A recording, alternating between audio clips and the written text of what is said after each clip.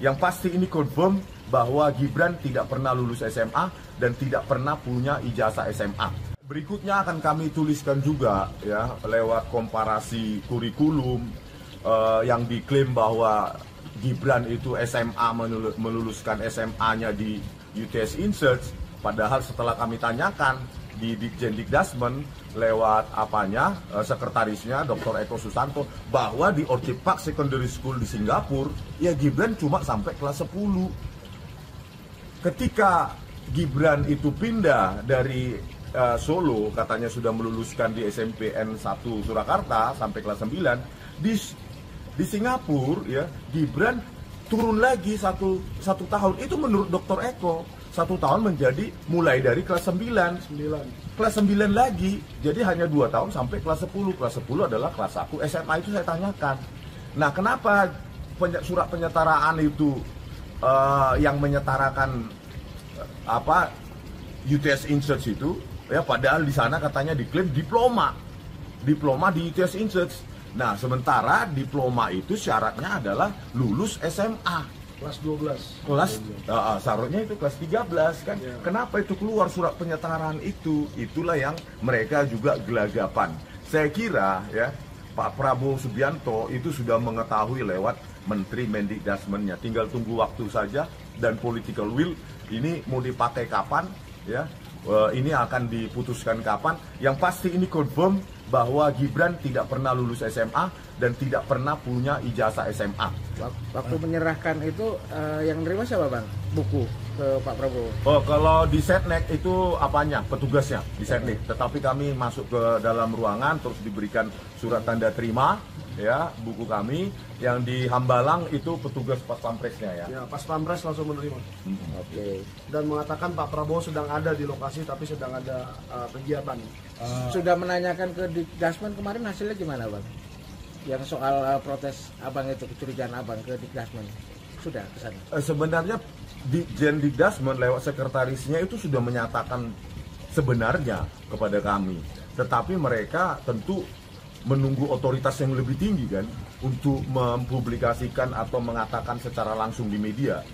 Mereka saya kira menginginkan kami dulu yang menyampaikan ke media, ke dunia luar, karena mereka mungkin perlu keputusan yang lebih tinggi untuk menyampaikan yang sesungguhnya. Tetapi kalau apa yang saya sampaikan tidak benar ya, sesuai dengan pertemuan saya dengan Dr. Eko Susanto sebagai sekretaris Ditjen Dikdasmen yang saat itu disaksikan oleh Dr. Rosuryo, Bu Kurnia, terus pengacara Jahmada Girsang, terus juga Mbak Menu sebagai aktivis Aliansi Rakyat Menggugat. Jadi kami di sana ya menyaksikan bersama apa yang disampaikan oleh Dr. Eko Susanto. Saya kira kalau apa yang saya sampaikan di luar berbeda atau kontradiktif dengan apa yang disampaikan di dalam, Dr. Eko Susanto juga silahkan melaporkan saya pencemaran nama baik atau apapun.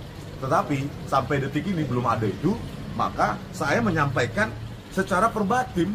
Memang saya tanyakan, Gibran itu di Singapura Orchid Park Secondary School sampai kelas berapa? Kelas 10. Berarti apa itu kelas 10? Kelas 1 SMA. Di UTS Insearch itu mengambil program diploma katanya justru. Kelas 1 SMA di Orchid Park Secondary School, tetapi di UTS Insearch justru diploma. Nah itulah yang disetarakan menjadi SMK. Janggal kan? Berarti pihak Dikdasmen sudah tahu sebenarnya? Sudah tahu dan sudah mengakui, tinggal menunggu otoritas yang lebih tinggi untuk mengungkap ini sebenarnya. Saya yakin Pak Abdul Muti sebagai Menteri Pendidikan Dasar dan Menengah ini tinggal membutuhkan political will dari Presiden Prabowo Subianto untuk mengungkap ini sebenar-benarnya, bahwa ada adanya relasi kuasa saat itu. Makanya diterbitkanlah surat penyetaraan itu. Makanya sebelumnya saya tanyakan, presiden sebelumnya udah pernah nggak seperti ini? Kelas 1 SMA plus diploma itu menjadi setara SMK? Tidak ada. Sejauh ini tidak ada, mereka bilang begitu. Ya, jadi hanya untuk Gibran. Sedikit boleh.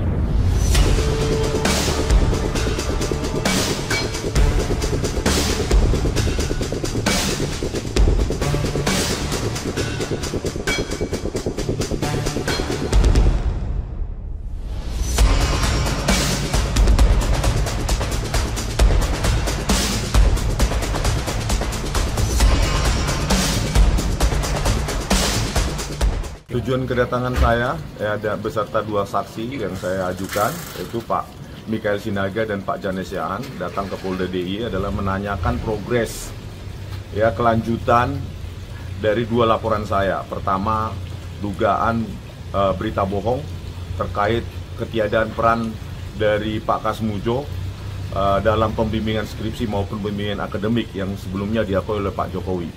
Itu laporan saya yang pertama. Yang kedua adalah laporan dugaan skripsi palsu, karena di situ tidak ada lembar pengesahan penguji dan lembar pengesahan pembimbing pun itu produk dari digital word document.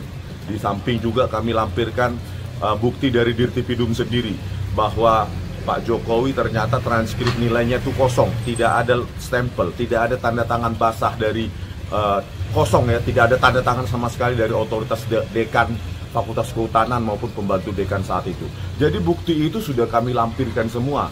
Nah, pertanyaannya ini berani atau mau dilanjutkan atau mau dipetieskan, sementara perlakuan yang berbeda kami terima di Polda Metro Jaya, yang seharusnya Pak Jokowi lah yang seharusnya lewat bukti-bukti yang ditampilkan di Dirtipidum itu justru Pak Jokowi lah yang harusnya menjadi tersangka, bukan kami, gitu loh. Kami kan mengungkapkan analisa kami, ternyata keluar bukti-bukti yang ditampilkan di Dirtipidum dan mendukung analisa kami, yaitu Pak Jokowi hanya sampai 2 tahun saja.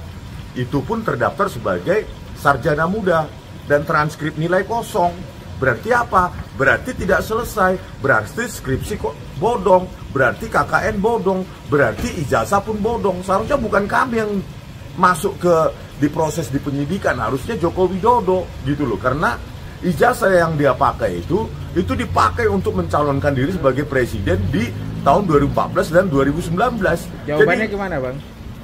Jawabannya terakhir saya dapat SP2HP sekitar 2 atau 3 minggu lalu untuk 1 laporan saya di Reskrimsus Polda DIY, cuma progresnya cuma 2 saksi yang saya ajukan dari Jakarta, yang ketika kami menyaksikan langsung di kediaman Pak Kasmujo di Pugung Kidul, Pak Kasmujo menyatakan bahwa tidak ada, saya tidak membimbing skripsi Joko Widodo, saya tidak membimbing akademik Joko Widodo. Nah, inilah Pak Janes Yaan dan Pak Mikael Sinaga yang juga menyaksikan di sana. Ada info soal dipanggilnya Pak Kasmujo Pak Jokowi dari sini?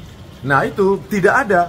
Jadi infonya adalah mereka belum bahkan memanggil atau mendatangi meminta keterangan dari Pak Kasmujo, padahal Pugung Kidul itu kan cuma 7 km dari sini, di dekat utara UGM sana. Kenapa yang sesederhana itu, yang tanpa biaya, cuma bensin setengah liter aja, itu penyidik nggak bisa mendatangi ke sana, dan itu belum dilakukan sampai detik ini. Itulah yang kita kecewakan, padahal katanya mengayomi rakyat, kepolisian. Harusnya kan equality before the law dong. Kalau di sana dilanjutkan ya di sini juga diinvestigasi, begitu Bang. Ayo kita masuk.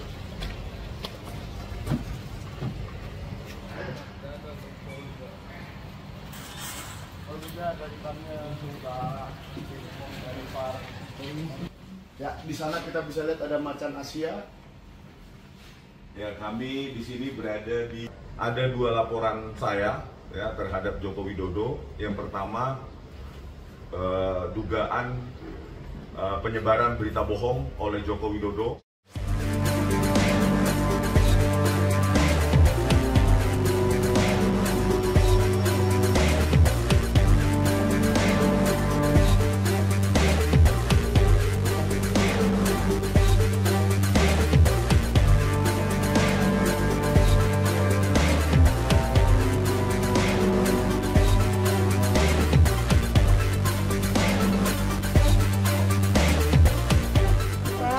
Dan mempublikasikan apa-apa yang menjadi temuan kami, meskipun hasil temuan tersebut menyakiti atau tidak sesuai atau tidak memuaskan pada pihak-pihak tertentu. Oleh karena itu, terakhir kepada Pak Presiden Subianto, Prabowo Subianto, tolong dibaca buku kami Pak yang telah kami berikan ke Hambalang maupun ke Sekretariat Negara.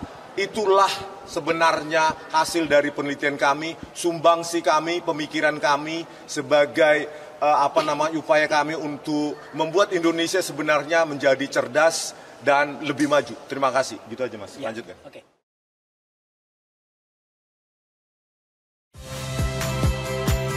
Saya Valentina Sitorus. Saksikan program-program Kompas TV melalui siaran digital, pay TV, dan media streaming lainnya. Kompas TV, independen, terpercaya.